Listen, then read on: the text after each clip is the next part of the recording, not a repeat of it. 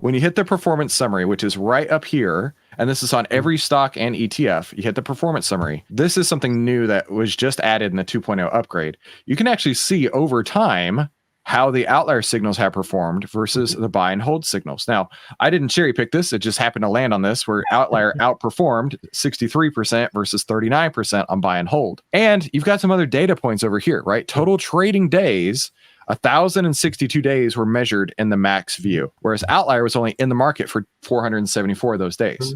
22 days or 22 buy signals occurred over this period. That's it, just 22 trades. The average holding time, 22 days, and the exposure, meaning how long were you in the market? Well, you're in the market 100% of the time when you're buy and hold, where you're only in the market 45% of the time here. Signal returns, we just talked about, and then capital efficiency. You may see some stocks where, we have not done as good as buy and hold, but it's there for you to look at it for which stocks we have done good. But the key thing here is understanding this data, what it means. I think Chris already did a pretty good job in explaining capital efficiency. If you think about it, if capital efficiency is 2x, what does that mean? Imagine a stock gave you 10% return over a period of time. And if you're buy and hold, you are in the market 100% of time. And in our case, let's say the exposure was 50%, but you were able to achieve the same 10% return, then in that case, the capital efficiency will be 2x, because half of the money in the market actually was able to achieve the same return that a buy and hold did. That's how you look at capital efficiency. And max drawdowns are also very, very important. One of our key thing is our algorithm is built is, how do you avoid these drawdowns? Because no one like drawdown. Imagine you are, Right. passive investor, and you're going through all these 2008 drawdowns, your COVID drawdown. You need to perform even better in order to break even. Like if you're going down 50%, when you are recovering, that means you need to probably do way better than 50% in order to even break even. So Right.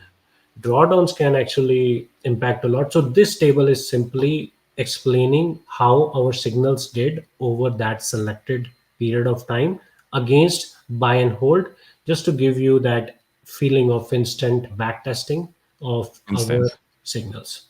Absolutely. And actually, it's somewhat dynamic too, because this is on the max view. You can go to 3 month and this will update, right? Yeah. So the buy and hold in this case was 1245, outlier signals for 574. You could go to the 1 year and it'll update and give you those data points as well.